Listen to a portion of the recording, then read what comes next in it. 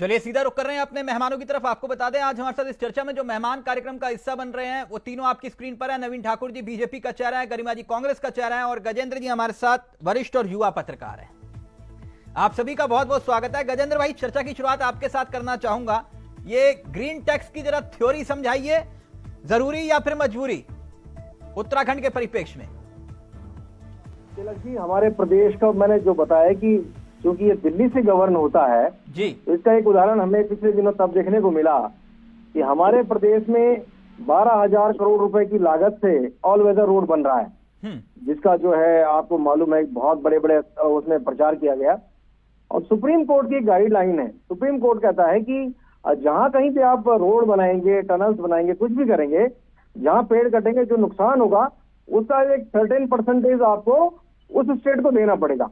ठीक। उसके अनुसार उत्तराखंड को 823 करोड़ रुपए, 826 करोड़ रुपए मिलने थे। लेकिन ये जो डबल इंजन की सरकार है जो दिल्ली से मतलब गवर्न हो रही है, इसने कैबिनेट की बैठक बुलाई और वो 826 करोड़ रुपए माफ कर दिए गए। मतलब बाकायदा कैबिनेट की बैठक बुलाई और दिल्ली को चिट्ठी लिखी गई कि हमें ये 826 करोड़ रुपए आप ये रखिए, जयराम जी की हो गया है। दूसरा विषय ये है कि जो आज आप ग्रीन सेस लगाने की बात करते हैं, तो जो रेलवे परियोजना बन रही है, जो वहां पेड़ कट रहे हैं, क्या वो लोग जो ठेकेदार जो एजेंसी वहां काम कर रही है वो उत्तराखंड के हिस्से का जो पैसा उसने देना है वो कब देगा? और कितनी बार धामी जी उनके लिए चिट्ठी लिखेंगे कि भाई आप नहीं दे रहे हैं, और जब देने की बारी आएगी तो फिर आप कहेंगे कि कोई बात नहीं, वहां भी डबल इंजन की सरकार है, यहाँ भी है, तो इस पैसे को माफ करते हैं। तीसरा विषय ये आता है कि जैसे आप उत्तराखंड की सीमा में प्रवेश करते हैं तो सारा आदमी, एक टाइम तक तो हमने बड़े बड़े बोर्ड लगा रखे थे अतिथि देवो भव, अब हम कहते हैं कि अतिथि तुम कब जाओगे। क्या ये जो नियम है, जो ग्रीन सेस लगाने का बात है, कांवड़ यात्रियों पर आप लगाएंगे?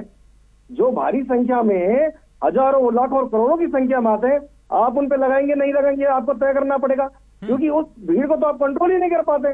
दूसरा, जब हम मसूरी जाते हैं तो मसूरी से कुछ पहले एक टोल बैरियर लगा हुआ है। जब आप डोईवाला में जाते हैं वहां पे जो है नेशनल हाईवे वाला टोल प्लाजा लगा हुआ है। आप रुड़की जाते हैं तो वहां दूसरा लगा हुआ है। जगह जगह जिला पंचायत के लगे हुए, कहीं नगर पालिकाओं के लगे हुए। तो बहुत सारी ऐसी चीजें जब हम अपने प्रदेश में जो टूरिस्ट हैं उनको बुला रहे हैं, तीर्थ यात्रियों को बुला रहे हैं, तो हमारी ये जिम्मेदारी बनती है कि हम उन लोगों की सुविधाओं का ध्यान रखें। और चूंकि पूरा देहरादून शहर, पूरा हरिद्वार, ऋषिकेश, जहां बात जाए, मतलब 3-3, 4-4, 5-5 घंटे का जाम लग रहा है, उसकी व्यवस्था कौन करेगा? ये भी सरकार को एश्योर करना चाहिए। निश्चित रूप से आप उनसे ग्रीन सेस लीजिए, लेकिन ये जो मेरी चिंताएं हैं कि आप अपने अनुसार जो है कभी माफ कर देते हैं क्योंकि आपके मतलब की सरकार है, ऊपर से डंडा आ गया कि नहीं जी आपने नहीं लेना है। लेकिन जो लोग हमारे प्रदेश में आ रहे हैं, चूंकि वो यहाँ आके पैसा खर्च कर रहा है, वो यहाँ के अपना होटल में पैसा खर्च करता है, खाने में करता है, बिल्कुल सही कहा आपने। निश्चित रूप से उसकी सुविधाओं का ध्यान रखना और उसको उस भारी जाम से, जिस जाम से मैं खुद ही कई घंटों तक फंसा रहता हूँ, उससे भी निजात मिलनी चाहिए। ठीक, गजेंद्र जी ने बहुत वैलिड सवाल उठाए। तो नवीन ठाकुर जी, अतिथि देवो भव, यहाँ थ्योरी उल्टी की, अतिथि कब जाओगे, पहली बात। और दूसरी बात ये है कि ये जरूरी है या फिर मजबूरी आपके यहाँ? दरअसल उत्तराखंड में एक मिनट नवीन जी, उत्तराखंड में एक बहुत बड़े नेता जो कहते हैं कि मैं राज्य आंदोलनकारी पहले हूं और नेता बाद में हूं, सबको स्क्रीन पे लीजिए। उन्होंने कहा कि दिल्ली चलो, आपके साथ नहीं थे, वो वहां थे, मतलब समझ रहे ना, कांग्रेस में थे। उन्होंने कहा कांग्रेसियों को कि दिल्ली चलो। बोले क्यों चलो? बोले ग्रीन बोनस लेकर आएंगे। सब कांग्रेसियों को धरने पर बिठा दिया और खुद बीजेपी में चले गए। आज ग्रीन बोनस का जी भी नहीं बोलते। ये पहली है, कौन नेता है वो? नवीन ठाकुर जी, नाम बताएंगे उनका? आप ज्यादा बेहतर जानते होंगे। माननीय किशोर उपाध्याय जी, आप सुनना चाह रहे तो मैं बोल देता हूं। आज ग्रीन बोनस का जी नहीं बोलते। नहीं, ये सवाल तो आप उनसे करेंगे तो ज्यादा नहीं, मैं कर चुका हूं। कहते नहीं अभी नहीं, बाद में बात करेंगे ग्रीन बोनस पर। उस समय कह रहे थे कि नहीं अभी जाइए, इसी वक्त ग्रीन बोनस जी। आज जी नहीं बोलते। हाँ, टिहरी का टी जरूर बोलते हैं, लेकिन ग्रीन बोनस का जी नहीं बोलते। नहीं ठाकुर जी, ये ग्रीन बोनस लाने की बात थी, आप कह रहे हो कि पैसा दो, टैक्स दो, क्या चक्कर है ठाकुर जी? टिहरी की सम्मानित जनता ने उनको चुना है तो टिहरी का टी तो बोलेंगे, उनका जो है जिम्मेवारी है, स्वाभाविक है। नहीं, उनसे तेज दिनेश धने बोलते हैं आजकल, सेवा के लेकर उनको तत्पर रहना चाहिए। उनसे तेज दिनेश धने बोलते हैं सर। नहीं ठाकुर जी, जी, टीवी धीरे धीरे को छोड़ते हैं। जो आप कह रहे हैं मजबूरी या जरूरी, हाँ, देखिए हम ग्रीन अगर टैक्स आप पे आइए सर।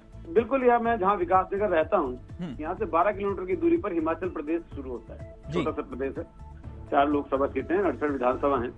वहाँ पर जब आप एंट्री करेंगे, और आज से नहीं, ये मैं 98 से, जब 24 मार्च 1998 को जो है पहली सरकार वहाँ बनी थी भाजपा की, उससे पहले से जो है एंटी टैक्स लगता था।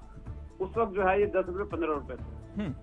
जब 3 में कांग्रेस की सरकार आई तो वो 12 रुपए से सीधा 25 रुपए हुआ था, दुगना उन्होंने कर दिया था एंट्री, कांग्रेस की सरकार ने।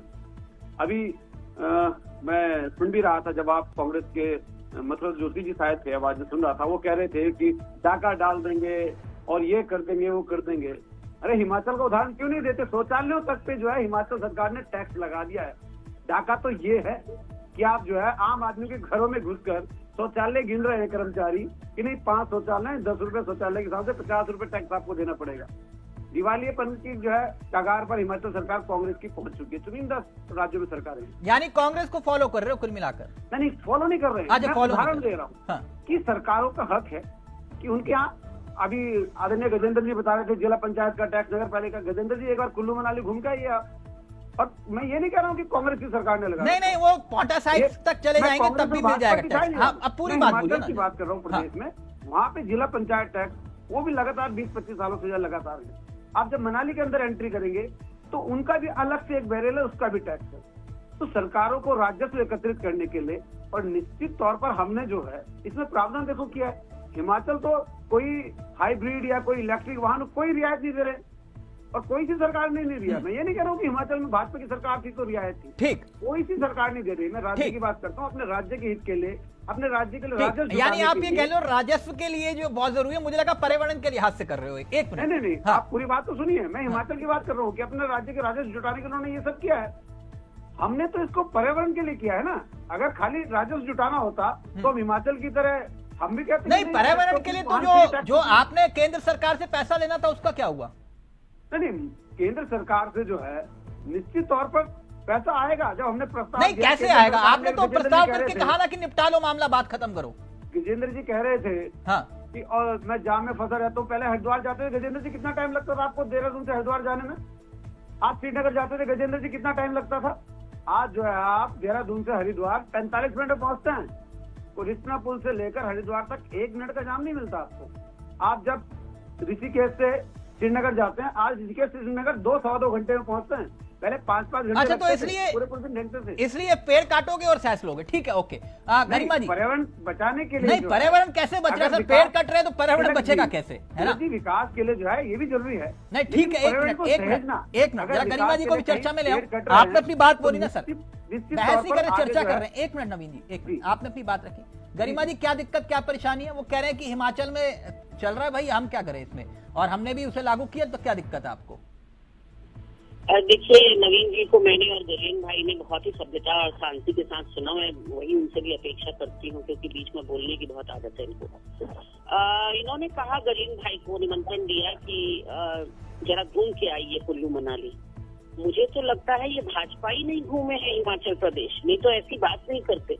आप हिमाचल की सेस के मामले में तो देखा देखी करेंगे, कॉपी करेंगे, लेकिन वहाँ की सुविधाएं, वहाँ की जो सड़कें, वहाँ के जो गेस्ट हाउसेस, वहाँ की इन्होंने स्थितियां देखी है, हालत देखी है, और अपने वहाँ की देखी है। इनके नेताओं को जापान, चाइना, वैंकूवर, मैनचेस्टर की बात करने से फुर्सत नहीं है। मैं बार बार आपकी हर डिबेट में कहती हूँ तिलक जी कि अगर हिमाचल प्रदेश विज़ावी उत्तराखंड का स्टडी किया जाए तो हिमाचल और हमारी 90% स्थिति और परिस्थिति सेम है। लगभग हमारी भौगोलिक विषमताएं सेम है, हमारा टेरेन सेम है, और हमारी आमदनी के जरिए भी सेम है। लेकिन वो कहाँ है और हम कहाँ हैं? तो जब आप वो सब ऑफर नहीं कर रहे हैं, ये नहीं हो सकता ना, मीठा मीठा गप और कड़वा कड़वा थू। नहीं, आपको दिक्कत क्या है ये बताइए ना। अगर वो दिक्कत मुझे ये है कि ये हर चीज में धांधली करते हैं। जैसे मैं बताऊं आपको, आपने अभी गजेंद्र भाई ने कहा 12,000 करोड़ रुपया ऑल वेदर म्यूजिक कम कर दीजिए, गरिमा जी का ऑडियो उठा दीजिए। गरिमा जी, अगर संभव हो पाए तो प्लीज फोन पास ले आएंगे तो ज्यादा परफेक्ट आवाज आएगी आपकी। देखिए तिलक जी, हिमाचल में एक चीज और है, क्योंकि मेरे बहुत सारे मित्र हिमाचल के हैं, बहुत सारे संबंधी हिमाचल के हैं, इसलिए बता रही हूँ आपको। वहाँ अधिकारी तक पेड़ काटने जाता है तो पूरे जंगल की औरतें पेड़ से चिपक जाती हैं। आदमी जो है कुल्हाड़ी लेके उस अधिकारी के पीछे पड़ जाते हैं कि काट के दिखा पेड़। वहाँ एक पेड़ आप नहीं काट सकते। यहाँ कभी एयरपोर्ट विस्तारीकरण के नाम पर पेड़ काटोगे, कभी ऑल वेदर रोड के नाम पर पेड़ काटोगे, कभी जागेश्वर धाम में कुल्हाड़ी लेकर पहुंच जाओगे 10,000 पेड़ काटने। मतलब पेड़ कटान के टाइम पर तो आपको याद नहीं आता कि आपको पर्यावरण का संरक्षण करना है। यहाँ हजारों करोड़ रुपया गंगा सफाई के लिए आ चुका है, क्योंकि उद्गम है हम गंगा के। और मैंने आज प्रेस रिलीज दी है और मेरे सीनियर लीडर्स ने दिल्ली में प्रेस की है कि एनजीटी ने उत्तराखंड को फटकार लगाई है, और ये फटकार उन्होंने लगाई है अभी 5 नवंबर 2024 को। और उन्होंने कहा है कि ये तो उद्गम से ही अपवित्र है। उन्होंने कहा है कि 195 MLD नालों का पानी सीधे गंगा में छोड़ा जा रहा है, और जब पानी की जांच की गई तो उसमें पशु और इंसानों के मल में पाया जाने वाला तत्व मिला उस पानी में। तो आचमन करवाओगे? जिनको माँ गंगा ने बुलाया था उन्होंने ही गटर का पानी मिला दिया गंगा में। तो आज देख लीजिए 48 सीवेज ट्रीटमेंट प्लांट है प्रदेश के अंदर। आप ये चाह रहे हो जी? टैक्स ना लगे, आप ये चाह रहे हो? टैक्स लगे, हाँ। लेकिन उसके मुताबिक या उसके लेवल का सुविधा भी आप यात्रीगणों को दें। आप क्या चाहते हैं, उत्तराखंड कोई ना आए? वैसे ही आपने यहाँ सांप्रदायिक माहौल ऐसा कर दिया है हाँ। कि उत्तराखंड लोगों को सेफ लगता ही नहीं है। आपने जगह जगह सांप्रदायिक तुष्टीकरण का माहौल बना दिया है। ये गलत। ना गरिमा जी, आप मुख्य विपक्षी दल हैं और उनकी मुख्य प्रवक्ता हैं। ये मतलब ये ठीक है, उत्तराखंड देवो भवा, ये तो सियासत चलती रहेगी, कोई दिक्कत नहीं है कि आप ये कहो कि नहीं उत्तराखंड में सर पे कफन बांध के आओ। उनके नेता ने कभी बोल दिया था, लेकिन आप तो कम से कम ये इस बात का ध्यान रखिए ना। ऐसा मत बोलिए कि नकारात्मक जाए। मैं ये चाहता हूँ इस कार्यक्रम में नकारात्मक। नहीं भाई साहब, मैं नकारात्मक बिल्कुल कुछ नहीं कर रही हूँ। हाँ। मैं सिर्फ ये कह रही हूँ कि आज उत्तराखंड आने वाले को एक ये फीलिंग आनी चाहिए कि आप उसको ठग नहीं रहे, आप उसको लूट नहीं रहे। अगर हिमाचल एक मिनट नहीं, अगर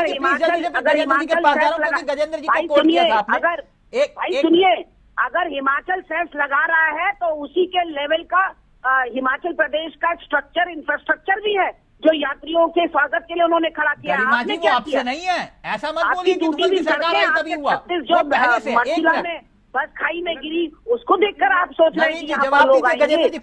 उमा भारती ने कह दिया, मैं क्या कहूँ। गंगा सफाई के ऊपर तो उमा भारती नाराज होकर गई है, इनकी नेता नाराज होकर गई है।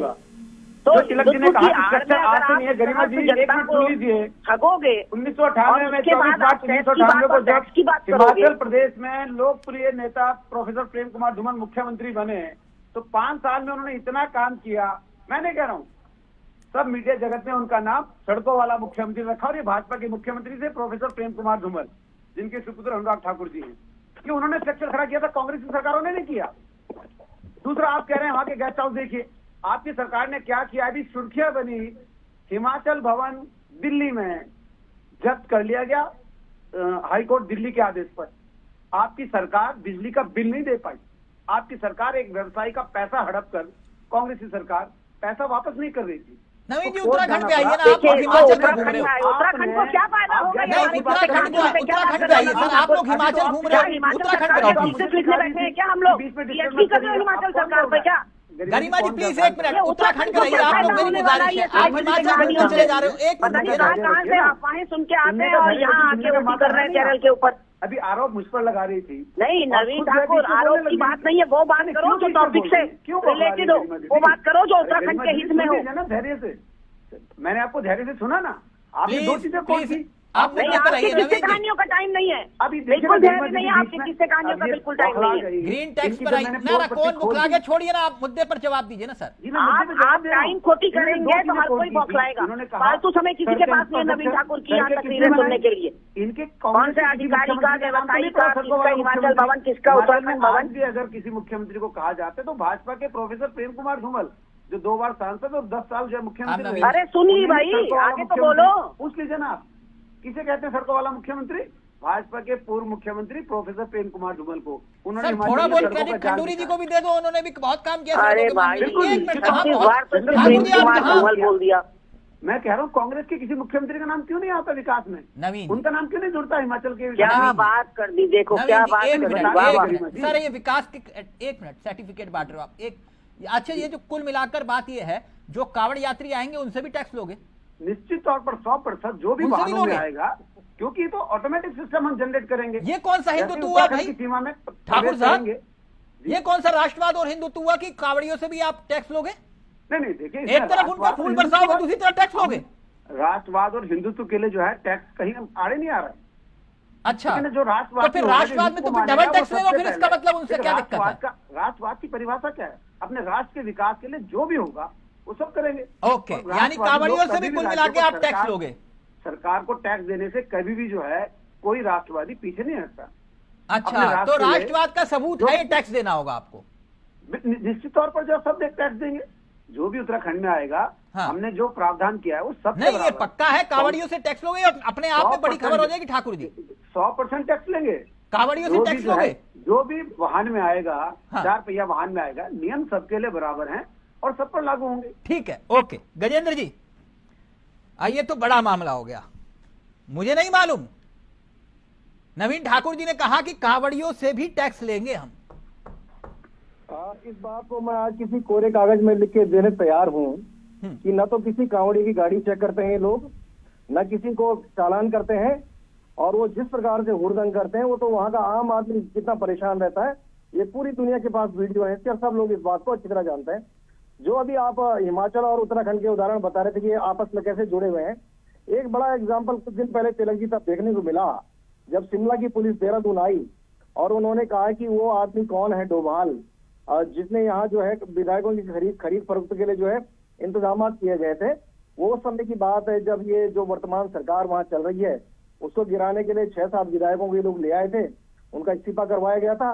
तो हिमाचल उत्तराखंड के ऐसे बहुत सारे जो रिजॉर्ट पॉलिटिक्स है, इस प्रकार की चीजें हैं, ये है।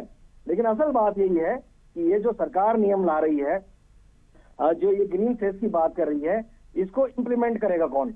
और अगर आप इम्प्लीमेंट नहीं करते हैं और 2 तरह के मानदंड अपनाए जाएंगे, मैं अपना उदाहरण आपको बता रहा हूँ कि हमारे छोटे ससुर जी, हमारे छोटे साले की डेथ हो गई थी। हरिद्वार से ऋषिकेश आने में मुझे 9 घंटे लगे, और वो तो शुक्र मनाई कि जिस दिन मैं पहले दिन जा रहा था मैंने गाड़ी में तेल भरा हुआ था, मैं और मेरी पत्नी थी। और पूरा मतलब इतना लंबे टाइम तक जब आप एक उसके अंदर फंस जाएंगे, उस कांवड़ यात्रा के भीतर, और ठोस इंतजाम नहीं कर पाएंगे तो लोग कैसे आएंगे? हमारा मानना है कि आप एक फिक्स कीजिए चीज को कि भाई आप उत्तराखंड के अंदर आ रहे हैं, एक जगह में टैक्स ले लीजिए जो आपसे लेना है, फिर आप मसूरी में उसकी पर्ची मत काटिए, आप नैनीताल में उसकी पर्ची मत काटिए, आप धनोल्टी में उसकी पर्ची मत काटिए, आप कहीं दूसरी जगह उसकी पर्ची मत काटिए, वरना आने वाला जो व्यक्ति है वो इरिटेट होता है, उसको लगता है कि हमें लूटने के लिए यहाँ बुलाया गया। इसलिए मेरा मानना है कि सरकार जब भी कोई नहीं गजेंद्र जी, फिर सॉल्यूशन क्या आती है, समाधान क्या है इसका? समाधान सरकार को तो करना है। अभी मैं यहाँ से 20 किलोमीटर जो एयरपोर्ट के पास मेरा घर है, शादी में जाने वाला हूँ, मैं जानता हूँ यहाँ से लेकर रिस्पना पुल तक जाने के लिए मेरे को कम से कम 1.5 से पौने 2 घंटे वहां लगने ये तय है, कोई इंतजाम नहीं है चारों तरफ। मतलब ये लगता है कि सब चीज हाथ से छूट गई है। और अगर हम करेंगे जब आप हमसे टोल बैरियर का पैसा ले रहे हैं, दूसरा तीसरा हर प्रकार का ले रहे हैं, तो आपको उनका इंतजाम भी करना पड़ेगा। गरिमा जी समाधान क्या है? कंफर्ट फील करें। नहीं, समाधान निश्चित रूप से ये है कि देखिए, कोई भी व्यक्ति जब घूमने फिरने बाहर प्रदेश में निकलता है तो फिर वो पैसों की चिंता नहीं करता, उसको पैसे देने में कोई दिक्कत नहीं है, बशर्ते आपकी फैसिलिटीज और आपका इंफ्रास्ट्रक्चर, आपकी medical facilities up to the mark हो। कोई भी आप देख लीजिए, आप भी अपने परिवार को लेकर घूमने निकलेंगे अगर तिलक जी, आप माइंड नहीं करेंगे कहीं सेस देना, कहीं टोल टैक्स देना, लेकिन हाँ फैसिलिटी उस हिसाब की होनी चाहिए। लेकिन उत्तराखंड सरकार ये बताए कि अगर हमारा 70% या 67% वन आच्छादित प्रदेश है, व्हाट इज योर कंट्रीब्यूशन? ये तो प्राकृतिक है ना सौंदर्य उत्तराखंड के पास, आपका कंट्रीब्यूशन क्या है एज अ गवर्नमेंट? और जो नवीन ठाकुर ने यहाँ गिनाया कि हरिद्वार कितने में पहुंच जाते हो गजेंद्र भाई, ऋषिकेश कितने में पहुंच जाते हो, ये सब कांग्रेस की सरकारों की देन है। पता करें नवीन ठाकुर कि देहरादून से लेकर हरिद्वार तक हाईवे का किसने डीपीआर कराई और किसने वो सड़क बनवाई है, ये जरूर है कि सरकारें बदल जाती है, काम नवीन जी का पूरा ऑडियो है आपके कार्यकाल में होता है, लेकिन इसका मतलब ये नहीं है पूरा सहरा अपने सर पर बांध लो। मेरे को अर्धशतक लगा रही हूँ, अब उम्र का मैं तिलक जी अर्धशतक लगा रही हूँ, और जीवन में कभी कैसी नाम पर मैंने 1 घंटे का जाम नहीं देखा। आज मैं 8 से 10 घंटे का जाम कैसी नाम पे देख रही हूँ। तो ये क्या तमाशा है? जब धारण क्षमता आपके प्रदेश की इतनी नहीं है तो क्यों घूस ले रहे हो भाई? कुछ तो इसमें कैप लगेगा या कुछ रोक लगेगी। मैं इसी बात पे खुश में झूठ बोलती है और झूठ का नतीजा जनता आपको हार के रूप में देती है। ये बताइए कैसे झूठ बोला जनाब? बताइए ये ऋषिकेश कर्णप्रयाग रेलवे लाइन किसके समय पर भूमि पूजन हुआ? बताइए तो ये जो हाईवे है ये किसके समय पर बनना शुरू हुआ? हरिद्वार देहरादून हाईवे। एक मिनट रुकिए ना, एक मिनट मैडम, एक मिनट रुकिए। एक बड़ा दिलचस्प सवाल आया, ये रेल प्रोजेक्ट वाला जो मामला है ना मैडम, आपकी सरकार में रहते हुए भी कोई रेल पुरुष कहलाता था और रिबन काट के 3 बार बोले कि मैं रेल पुरुष हूँ, है ना? बिल्कुल नहीं, ये फिर क्रेडिट वाला मसला मत करिए ना। नहीं, वही तो क्रेडिट वाला मसला क्या? हमारी सरकार यहाँ मेट्रो की डीपीआर तैयार करके चली गई, देहरादून में मेट्रो जो आज तक मेट्रो नहीं बन पाई है। नींव डालना और उस पर इम्प्लीमेंट करके वहां तक पहुंचाना दोनों अलग अलग बात है। एक टिहरी में सीट उतारने की बात करें, लाइन में कमेंट आया, एक मिनट आपके कोई एक मिनट हमसे भी छुपे नहीं है। भाजपा के बड़बोले नेता सतपाल महाराज टिहरी में सी ट्रेन उतारने की बात करते हैं, प्रेमचंद अग्रवाल और त्रिवेंद्र रावत यहाँ बुलेट ट्रेन चलाने की बात कर रहे थे। मेट्रो की डीपीआर 2016 में चली गई थी केंद्र सरकार को, हरीश रावत सरकार में। क्यों फॉलो अप नहीं किया मैडम? क्यों आज तक मेट्रो नहीं आया देहरादून में? एक मेयर बनना चाह रहे थे आपके, पूरे देहरादून में मेट्रो लाइन बिछा रहे थे। अब रुकिए ना, छोड़िए, अब कहाँ उन सब बातों में उलझ रहे हैं। मैंने आपसे कहा कि वो लाइव में कमेंट आया, बोले कि जीएमबीएन और केएमएन में क्या ये धामी जी ने गेस्ट हाउस बनवाए? नहीं, गेस्ट हाउस की स्थिति तो बेहतर कर सकते हैं अगर टैक्स नहीं, हर तरफ से केवल लूटी मचानी है, राम नाम की लूट। नवीन ठाकुर जी 10 सेकंड प्लीज, वक्त खत्म हो रहा है। अब गरिमा जी का ऑडियो नीचे, गरिमा जी का ऑडियो बस केवल ये गिने चुने शब्द लूट मचाने, डाका डालना, इन्हें बोलने से कुछ नहीं होगा। काम करना पड़ता है धरातल पर, जिस प्रकार हमारी सरकारों ने किया, चाहे केंद्र सरकार हो चाहे उत्तराखंड की धामी सरकार को, हमने काम करके दिखाया। पिछले 14 में भी, 17 में भी और 24 में भी, 19 में भी लगातार इस प्रदेश की जनता हमें अपना आशीर्वाद दे रही है। केवल यहाँ चैनल्स पर बैठकर झूठ बोलना और नकारा जो है बातें करना, उससे काम नहीं चलेगा। अब धरातल पर काम करना पड़ता है, जनता को धरातल पर दिखना चाहिए। अब आप दिल्ली जो है 2.5 घंटे में पहुंचेंगे, हमने करके दिखाया। आज रोड कनेक्टिविटी, एयर कनेक्टिविटी, आज जो है रेलवे कनेक्टिविटी पहले से 30 से 40 गुना बेहतर हुई है। ये भाजपा की सरकारों में हुई है, कांग्रेस की सरकारों ने कुछ नहीं किया था, कुछ नहीं किया था, इसलिए जनता ने नकार दिया। गरीब यानी कुल मिलाकर झूठ बोले, कुल मिलाकर जो बात गजेंद्र जी ने कही कि भाई टैक्स एक ही जगह वसूल लीजिए, हर चौराहे पर टैक्स वसूलेंगे तो एक गलत प्रभाव जाएगा। पर्यटकों के नजरिए से बता रहा हूं आपको। बिल्कुल गजेंद्र जी का स्वभाव, ये सवाल स्वागत योग्य है। नहीं, स्वागत योग्य नहीं, इम्प्लीमेंट करो। स्वागत तो विपक्ष करेगा ना, आपको तो इम्प्लीमेंट करना है। हम भी अच्छे सवालों का स्वागत करते हैं। नहीं, वो मैंने बताया आपको कि सर अगर गलत नजरिया जाएगा तो उसके बारे में भी सोचिए। लेकिन आपने बड़ी बात कही गजेंद्र भाई, ये मानना पड़ेगा कि कावड़ियों से भी टैक्स लेंगे, ये अपने आप में बड़ी बात है। मुझे नहीं मालूम होगा नहीं होगा, मुझे नहीं मालूम। आप कुछ भी हो, जब आपकी गाड़ी हाईवे से गुजरेगी, लेकिन गजेंद्र भाई कह रहे व्हाइट पेपर पे लिख लो, ऐसा हो ही नहीं सकता। खैर चलिए, वक्त बताएगा। गरिमा जी, गजेंद्र जी, नवीन जी, आप सभी का बहुत बहुत शुक्रिया। अब देखते हैं आने वाले वक्त में ये ग्रीन टैक्स क्या कमाल करता है। नमस्कार, जय हिंद, जय भारत, जय उत्तराखंड।